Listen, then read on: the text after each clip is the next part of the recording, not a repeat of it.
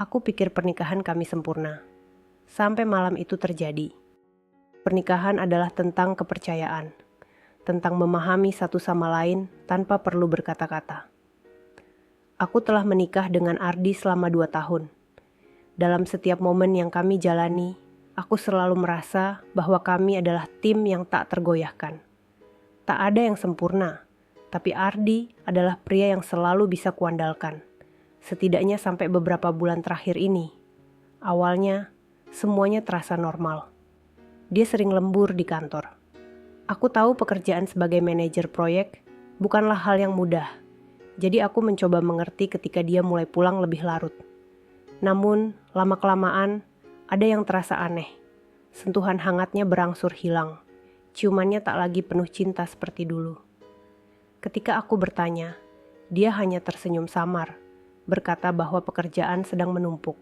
Pada malam yang dingin itu, aku memutuskan untuk mengejutkan Ardi di kantornya. Kupikir, sesekali memberinya makan malam buatan rumah bisa membantu kami terhubung lagi. Namun, saat tiba di depan kantor, aku melihat ponselnya berdering di dashboard mobilnya yang terparkir di luar. Anehnya, dia tidak di sana. Aku berdiri terpaku, terheran-heran. Pikiran buruk mulai menggerogoti kepalaku, tapi aku menepisnya. Mungkin dia hanya keluar sebentar untuk menghirup udara segar, pikirku. Tapi saat aku membuka ponselnya, layar yang terkunci itu memperlihatkan satu nama yang membuat jantungku berdegup lebih cepat. Dian, adik iparku. Aku tidak pernah menganggap ada yang aneh dengan hubungan Ardi dan Dian. Mereka selalu dekat, layaknya kakak dan adik. Bahkan sebelum kami menikah, Dian sering curhat pada Ardi, dan aku tak pernah merasa cemburu. Kenapa harus? Dian adalah keluarga. Lagi pula, aku tahu betapa dia menyayangi keluarganya, terutama kakaknya. Namun, beberapa bulan terakhir, Dian sering datang ke rumah tanpa alasan yang jelas. Setiap kali aku tanya, dia selalu punya alasan. Cuma kangen aja, katanya sambil tersenyum manis. Aku tak pernah berpikir itu lebih dari sekadar hubungan saudara. Ketika aku sampai di rumah malam itu, Ardi baru saja pulang. Aku mencoba menahan rasa curiga yang semakin membesar di dadaku. Aku tahu aku harus mencari tahu, tapi aku takut akan jawabannya. Hari-hari berikutnya, kecurigaanku semakin kuat. Pesan-pesan dari Dian yang terlihat sepele namun mulai terasa terlalu sering, terlalu akrab. Mungkin itu hanya pikiran paranoidku, tapi ada sesuatu yang tidak bisa kuabaikan. Dian selalu muncul di saat yang tidak tepat, seperti bayangan yang tidak diundang. Puncaknya adalah ketika aku memutuskan untuk melihat langsung apa yang terjadi. Satu sore, aku mengatakan pada Ardi bahwa aku akan pergi menginap di rumah orang tuaku. Alasan klasik untuk memberinya ruang. Setelah itu, aku pergi ke tempat Dian. Tidak butuh waktu lama untuk menyadari bahwa apa yang kutakutkan benar adanya. Ketika aku mengintip dari jendela apartemennya, aku melihat mereka berdua di sana, Ardi dan Dian, tertawa bersama. Bukan tawa biasa, melainkan tawa yang penuh kehangatan, seperti yang dulu Ardi berikan padaku. Aku mundur perlahan. Jantungku seperti akan meledak. Pandanganku kabur oleh air mata, tapi aku tetap tidak bisa berhenti melihat. Tanganku gemetar, namun aku tak sanggup masuk ke dalam. Apa yang akan kulakukan? Saat itu aku tahu, suamiku bukan hanya berbohong padaku, tapi dia telah melibatkan adik iparnya sendiri dalam penghancuran ini. Bagaimana mungkin orang yang kuberi segalanya bisa menghancurkanku seperti ini? Beberapa minggu berlalu.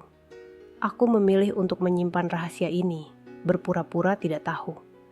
Setiap kali Dian datang, setiap kali Ardi memelukku, aku harus menahan diri agar tidak pecah di hadapan mereka.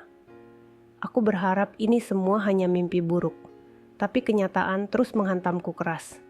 Tapi sesuatu mulai berubah di dalam diriku. Aku tidak bisa lagi hidup dalam kebohongan ini. Aku tahu, cepat atau lambat, sesuatu harus kulakukan. Aku harus melindungi diriku dari pengkhianatan ini, dari rasa sakit yang terus menumpuk. Namun, bagaimana caranya? Bagaimana caranya aku menghadapi mereka berdua? Aku memutuskan untuk berbicara dengan Dian terlebih dahulu. Aku berpikir, mungkin dia hanya terbawa perasaan. Mungkin dia bisa berhenti sebelum semuanya terlalu jauh.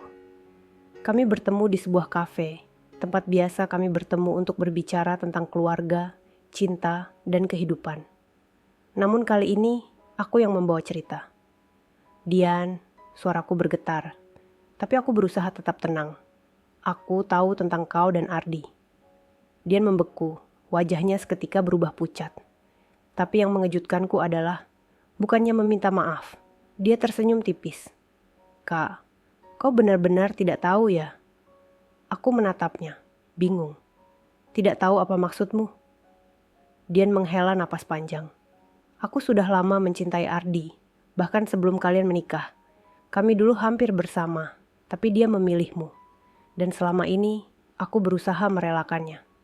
Tapi sekarang, aku tidak bisa lagi. Dia juga mencintaiku, Kak. Kata-katanya menghantamku seperti gelombang besar yang menghancurkan segalanya.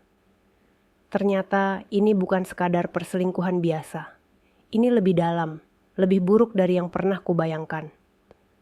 Ardi telah mencintaiku, tetapi dia juga mencintai Dian.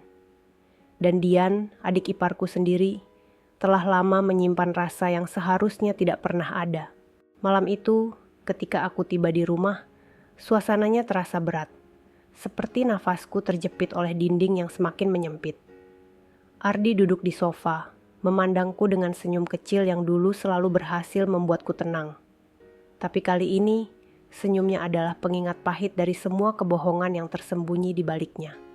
Hatiku terasa terbelah, seperti ada jurang yang menganga di antara kami, dan aku tak bisa lagi berpura-pura. Sayang, kau baik-baik saja?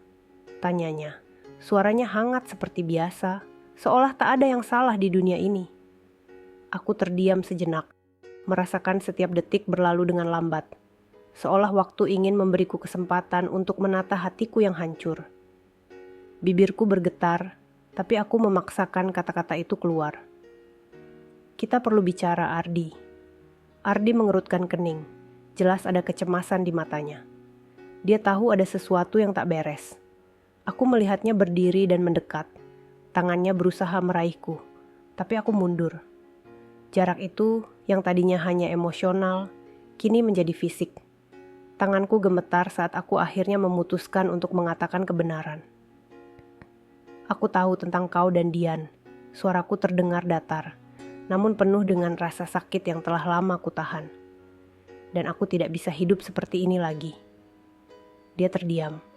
Wajahnya berubah pucat dan sejenak aku melihat penyesalan yang tulus di matanya. Aku bisa jelaskan. Ini tidak seperti yang kau pikirkan. Kau mencintainya. Suaraku memotong kalimatnya dengan tegas, meskipun dalam hatiku sendiri terasa seperti dihujani pecahan kaca. Dan aku tidak bisa berkompetisi dengan itu, Ardi. Aku tidak mau. Untuk pertama kalinya, aku melihat sesuatu yang jarang muncul dari Ardi, ketakutan. Dia mencoba mendekat, mencoba memegang tanganku, tapi aku mundur lagi, merasa seolah jika dia menyentuhku sekarang, aku akan hancur sepenuhnya. Aku mencintaimu, katanya, suaranya bergetar. Dian hanyalah apa? Kataku, hampir berteriak. Dadaku terasa sesak. Hanyalah adik iparmu. Hanyalah orang yang kau cinta sejak sebelum kita menikah? Apa aku hanyalah pilihan yang salah bagimu selama ini? Air mata yang kutahan selama ini akhirnya mengalir. Tubuhku bergetar, dan saat aku melihat Ardi yang kini tertunduk, aku menyadari bahwa hubungan kami telah retak tak bisa diperbaiki. Ada sesuatu yang telah hilang, sesuatu yang tidak bisa kembali. Tidak peduli seberapa keras aku ingin memperbaikinya. Bagaimana bisa kau lakukan ini padaku? Pada kita? Tanyaku lirih. Lebih kepada diriku sendiri daripada padanya. Aku tidak tahu apakah aku lebih marah atau lebih hancur. Yang ku tahu hanyalah aku tidak bisa terus hidup dalam kebohongan ini. Ardi, pria yang selama ini kupikir mencintaiku sepenuhnya, ternyata membagi hatinya dengan orang lain, dengan Dian, adik iparku sendiri. Aku minta maaf, bisiknya. Matanya berkaca-kaca, dan untuk pertama kalinya, aku melihat Ardi yang terluka. Aku tidak pernah ingin menyakitimu.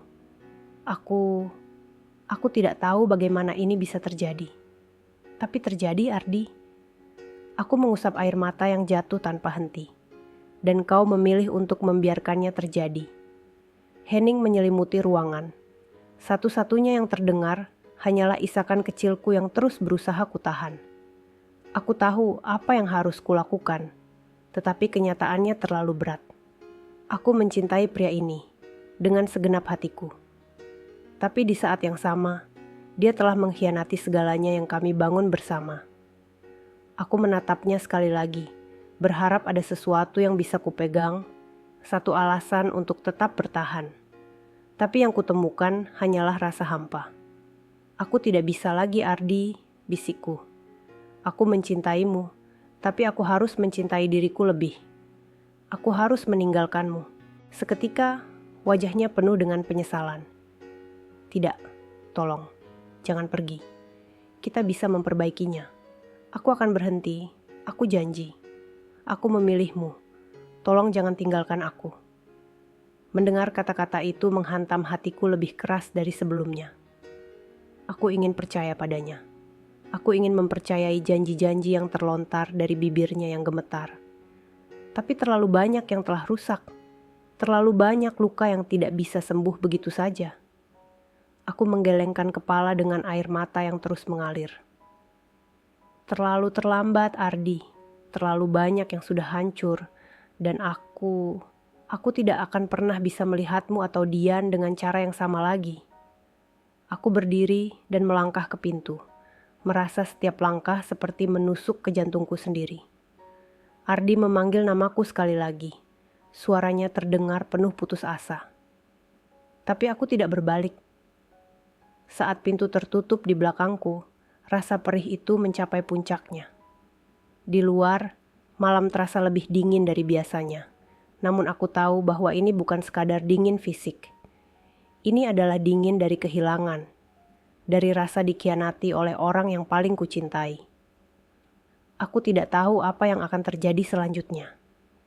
Aku tidak tahu bagaimana aku bisa melanjutkan hidup tanpa Ardi di sisiku. Tapi yang ku tahu, aku harus mencoba. Karena di antara cinta dan pengkhianatan, aku memilih diriku. Dan disitulah aku berdiri, di bawah langit malam yang gelap, merasakan air mata mengalir deras. Mungkin suatu hari nanti aku akan pulih. Tapi malam ini aku membiarkan diriku merasa hancur. Karena hanya dengan melewati rasa sakit ini, aku akan menemukan kekuatanku kembali.